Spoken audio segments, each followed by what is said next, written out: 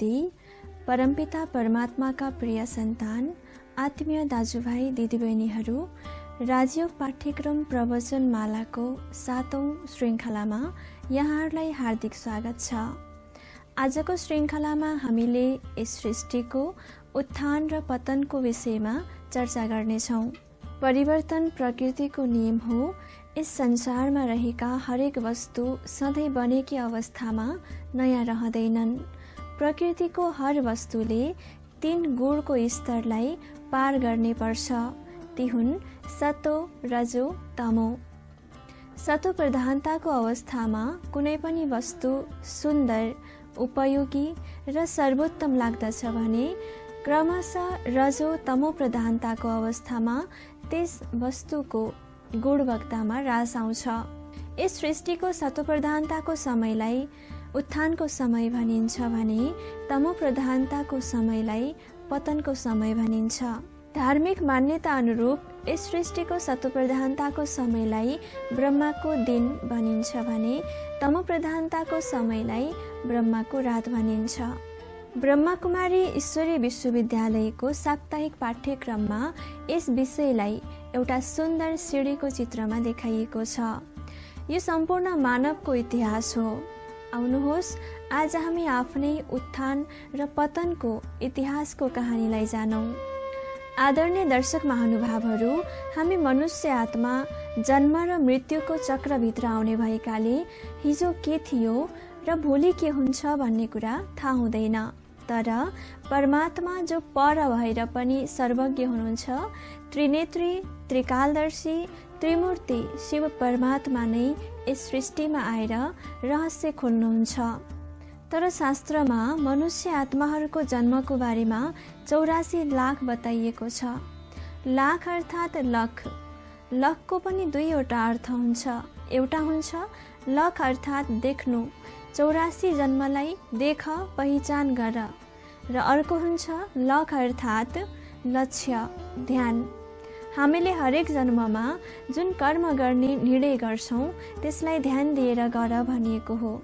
समयको उत्तरार्धसँगै व्याख्याकारले यस शब्दलाई 84 लाखको रूपमा वर्णन गरेको पाइन्छ, जसकारण यस सृष्टिको आयु लाखौं वर्ष र हामी मनुष्य आत्माले 84 लाख योनि धारण गरेपछि मात्र मनुष्य जन्म प्राप्त गर्ने भनिएको छ। तर परमात्मा जो यस साकार मनुष्य लोकबाट पर हुनुहुन्छ, उहाँले यस सृष्टि नाटकलाई साक्षी भएर हेरिरहनु भएको छ। उहाँले भन्नुहुन्छ, मनुष्य आत्माले यस सृष्टि नाटकमा अधिकतम 84 जन्म र न्यूनतम 1 जन्म भए पनि लिनै पर्छ, किनकि सम्पूर्ण मोक्ष कुनै पनि आत्मालाई प्राप्त हुँदैन। अब केवल 84 जन्म मात्र भन्ने हो भने कतिपयको मनमा प्रश्न उठ्न सक्छ, कसरी? तर यस समयमा परमात्माले आएर यो रहस्योद्घाटन गर्नुभएको छ। यस सृष्टिको आयु 5000 वर्षको हुन्छ, जहाँ सतयुग, त्रेतायुग, द्वापरयुग र कलियुग गरेर 4 युग हुन्छन्। हरेक मनुष्य आत्माले यी 4 युगलाई पार गर्दा 84 जन्म लिनुपर्छ।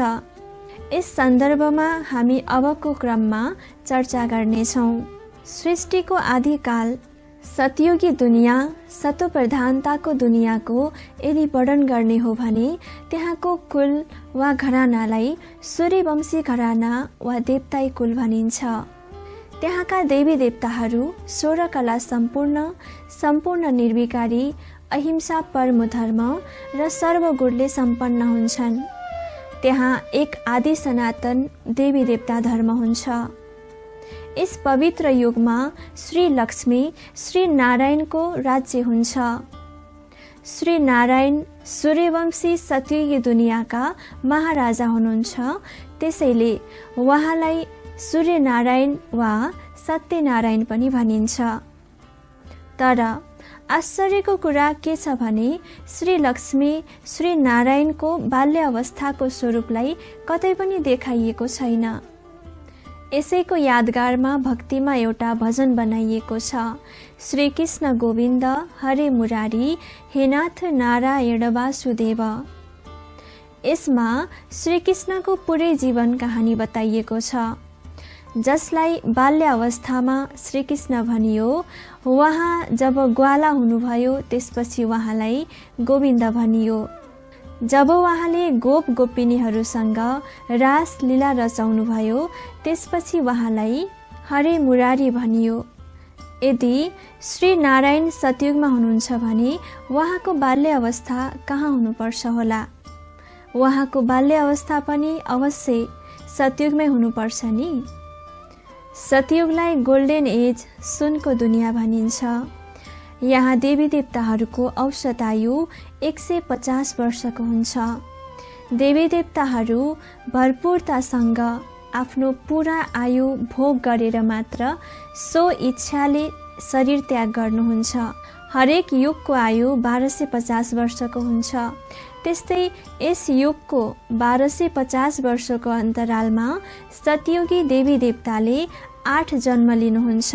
उहाँहरूको 8वटै जन्मको जन्म जयन्ती मनाइन्छ, जसलाई श्री कृष्ण जन्माष्टमी भनिन्छ। जसरी सतयुग पुरा हुन्छ त्यसपछि दोस्रो युग आउँछ, जसलाई त्रेता युग भनिन्छ। त्रेता युगमा श्री सीता, श्री रामको राज्य हुन्छ, जहाँ मानवताको स्तर चन्द्रवंशीको हुन्छ, जसकारण श्री रामलाई रामचन्द्र पनि भनिन्छ। त्रेता युगमा सतयुगमा जस्तो पर्फेक्सन छैन। सतयुगका देवी देवताहरू 16 कला सम्पूर्ण हुन्छन्। 16 कला अर्थात् यो कुनै गिन्तीको 16वटा भनिएको होइन, यो सम्पूर्णताको प्रतीक हो। समयको अन्तरालसँगै हाम्रो यात्रा पर्फेक्सनबाट इम्पर्फेक्सनतर्फ बढ्दै गइरहेको छ। उदाहरणको लागि पूर्णिमाको दिनमा चन्द्रमा सम्पूर्ण अवस्थामा हुन्छ, तर केही दिनपछि त्यसको सम्पूर्ण अवस्थामा ह्रास आउँदै जान्छ। ल अफ इन्ट्रोपीको हिसाबले पनि त्रेता युगसम्म आत्मा आइपुग्दा 2 कला कम हुन्छ। 16 कला सम्पन्न आत्मा 14 कलामा परिणत हुन्छन्, जसकारण यसलाई सिल्भर एज, चाँदीको दुनियाँ भनिन्छ। सतयुगमा श्रीकृष्णको 8 जन्मलाई श्रीकृष्ण जन्माष्टमीको रूपमा मनाइन्छ भने 9औं नम्बरमा श्री रामको जन्म हुन्छ र उहाँको जन्म जयन्तीलाई राम नवमी भनिन्छ। यसरी भक्तिमा पनि सबै कुरा सुव्यवस्थित बनाइएको छ, तर हामीले त्यसको अर्थलाई नबुझ्नको कारणले त्यसको आनन्द लिन सकेनौं। त्यहाँ देवी देवताहरूको 12 जन्म हुन्छ। जति जति जन्म बढ्दै जान्छ त्यति त्यति आयु घट्दै जान्छ र यस युगमा देवी देवताहरूको औसत आयु 100 वर्षको हुन्छ। यसरी नै कालचक्र घुम्ने क्रममा त्रेतायुग पूरा हुन्छ, त्यसपछि तेस्रो युग आउँछ, जसलाई द्वापर युग भनिन्छ। द्वापर युगमा हामी आत्माले आफ्नो वास्तविक परिचयलाई भुल्छौं। त्यसपछि सत्यको साथमा असत्य मिक्स हुन थाल्छ, अकालमा मृत्यु हुन थाल्छ, आत्माको शक्ति क्षीण हुन थाल्छ, सुखको साथमा दुःख पनि आउन थाल्छ। हामीले परमात्माको खोजी गर्न थाल्छौं र अनेक मन्दिर बनाउन थाल्छौं। भक्ति पूजा पाठको सुरुवात हुन्छ। द्वापर युगको सुरुवातमा भक्तिमा पनि सतो प्रधानता थियो। एक परमात्माको नै आराधना गरिन्थ्यो, जसलाई अव्यभिचारी भक्ति भनिन्छ। ईश्वरको यो अन्तहीन खोजमा हामीले अनेक आध्यात्मिक र दैवी शक्तिलाई पनि मान्न थाल्यौं। यस प्रकार व्यभिचारी भक्तिको सुरुवात भयो। द्वापर युगमा नै अनेक धर्मपिताहरू परमधामबाट यस सृष्टिमा अवतरित भएर आआफ्नो धर्म स्थापना गर्नुभयो, जसकारण अनेक धर्म वृद्धि हुन थाल्यो। द्वापर युगमा नै ऋषि मुनिहरूले शास्त्रको निर्माण गर्नुहुन्छ। यस युगलाई कपर एज, तामाको दुनियाँ भनिन्छ, जहाँसम्म आत्मा आइपुग्दा 16 कला सम्पूर्ण आत्मा 8 कलामा परिणत हुन्छन्, जहाँ आत्माले 21 जन्म लिन्छ। यस प्रकार द्वापर युग चल्छ। यसरी समय बित्दै जाने क्रममा द्वापर युग पूरा भएपछि कलियुग आउँछ। कलियुगमा आत्माको क्वालिटी डिस्चार्ज भएपछि आत्मामा यतिसम्म कला क्षीण हुन्छ कि कलियुगी आत्मा कलाहीन बन्न पुग्दछन्। यस युगमा आत्माले 42 जन्म लिन्छ। यहाँ अकालमा मृत्यु हुन्छ। कसैले 1 वर्षमा शरीर छोड्छन् भने कसैले 80 वर्षमा। त्यसैले यहाँ आयु अनिश्चित हुन्छ। कलियुगी मनुष्यको कर्मभ्रष्ट धर्मभ्रष्ट भएको कारण आजको संसारमा दुःख अशान्ति बढ्दै गइरहेको छ। जसकारण मानवले गरेको हर कर्म विकर्म बन्दछ। विकर्म अर्थात् पाप कर्म, विकारको वश भएर गरिने कर्मलाई भनिन्छ। आज मानव आत्मा भौतिकतामा यसरी चुर्लुममा डुबेका छन् कि ऊ मानव सदा अमर छ। ऊ कर्ममा यति लिप्त छ, उसलाई मनमा यो विचार पनि चल्दैन मलाई भोलि मर्नुपर्छ भनेर। यस कलियुगमा अति पापाचार, भ्रष्टाचार, चारित्रिक पतन र नैतिक पतन चारैतिरबाट गिरावटको अवस्था छ। वर्तमान समयको परिवेशलाई हेर्ने हो भने यो भन्न अनुचित नहोला कि आज सम्पूर्ण विश्व नै अन्धकारमा छ। यो पनि भन्न सकिन्छ अब मानव आत्मा यहाँभन्दा गिर्ने अवस्था नै छैन। मानव आत्माले गरेको विकृत कर्मको दुष्परिणाम स्वरूप आज संसारमा भइरहेको अचानक प्राकृतिक प्रकोप, आपसी युद्ध, आणविक युद्ध र यस्तो उपचार नै गर्न नसकिने खालको महामारी रोग, शोक, पीडा, अकाले मृत्यु, यस्ता कहाली लाग्दा दृश्यहरूले हामीलाई संकेत दिइरहेको छ कि सृष्टि अब अन्तिम घडीमा छ अथवा महाविनाशको अगाडि छ। यी कुरा आफूलाई त्रासित गर्नको लागि भनिएको होइन, यो त स्वयंलाई तयार गर्नको लागि भनिएको हो। यस्तो घोर धर्मग्लानीको समयमा परमात्मा यस सृष्टिमा अवतरित भएर सृष्टि परिवर्तनको दिव्य कर्तव्य गर्दै हुनुहुन्छ। पुरानो कलियुगी दुनियाँको स्वभाव संस्कारलाई परिवर्तन गरेर नयाँ सोच, नयाँ जीवनशैली ल्याउनु यो नै हाम्रो नयाँ जीवन हो। यसरी हिसाब गर्दा सतयुगको 8 जन्म, त्रेतायुगको 12 जन्म, द्वापर युगको 21 जन्म र कलियुगको 42 जन्म गरेर जम्मा 83 जन्म हुन्छ। कलियुग र सतयुगको सन्धिकालको समयमा परमात्मा यस सृष्टिमा अवतरित हुनुहुन्छ। यस समयलाई नै संगम युग भनिन्छ। 83औं जन्ममा नै परमात्मा पिताबाट जुन हामीले वास्तविक स्वरूपको पहिचान गर्छौं त्यसलाई चिनेर स्वयंलाई परिवर्तन गर्नु नै नयाँ जन्म लिनु हो। यसरी हामी मानवात्माले 84 जन्म लिन्छौं। कलियुग र सतयुगको संगमको समयलाई नै पुरुषोत्तम कल्याणकारी संगम युग भनिन्छ। अर्थात् पुरुष माना आत्मालाई उत्तम बनाउने युगलाई नै पुरुषोत्तम कल्याणकारी संगम युग भनिएको हो। भक्तिमा संगमको ठूलो महत्व छ।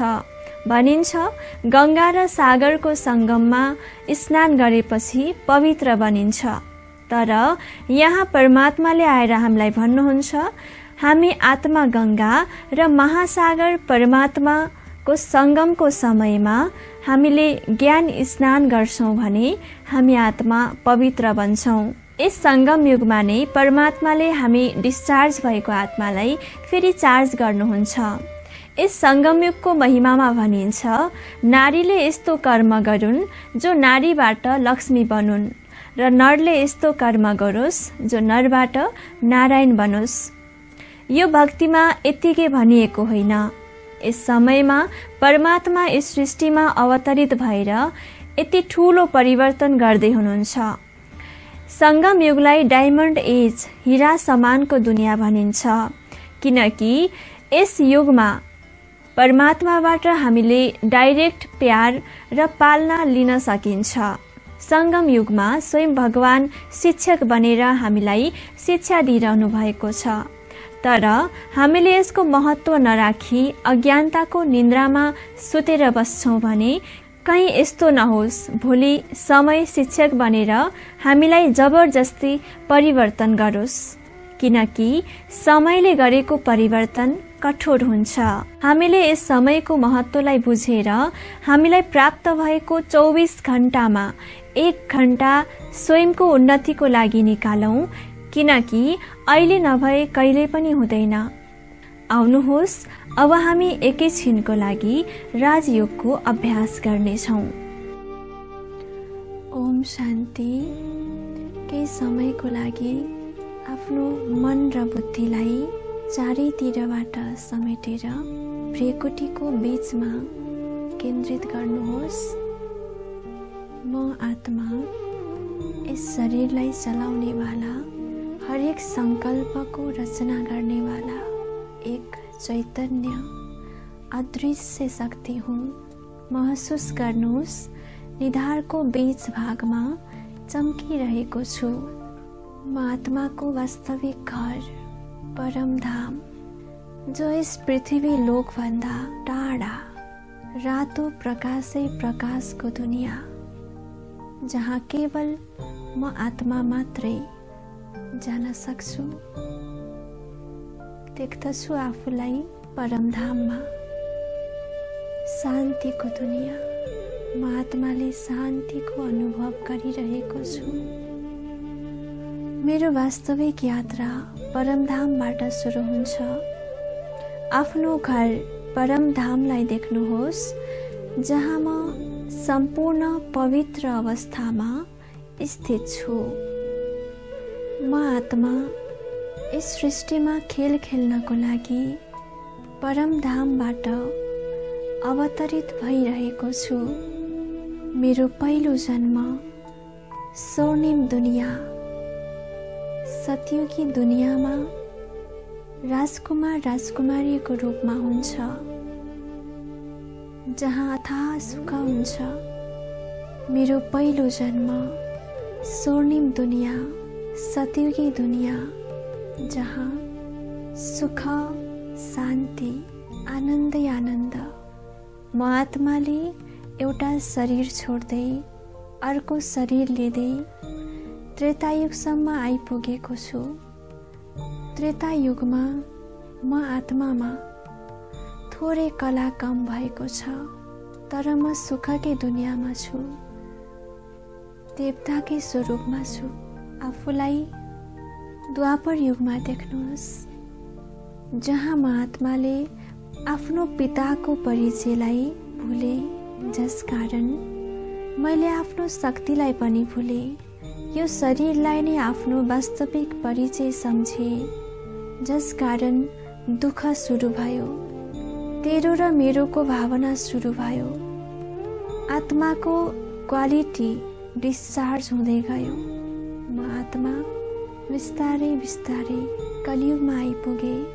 कलियुगमा म आत्माको ब्याट्री डिस्चार्ज भइसकेको थियो, जसकारण म आत्मा शक्तिहीन थिएँ।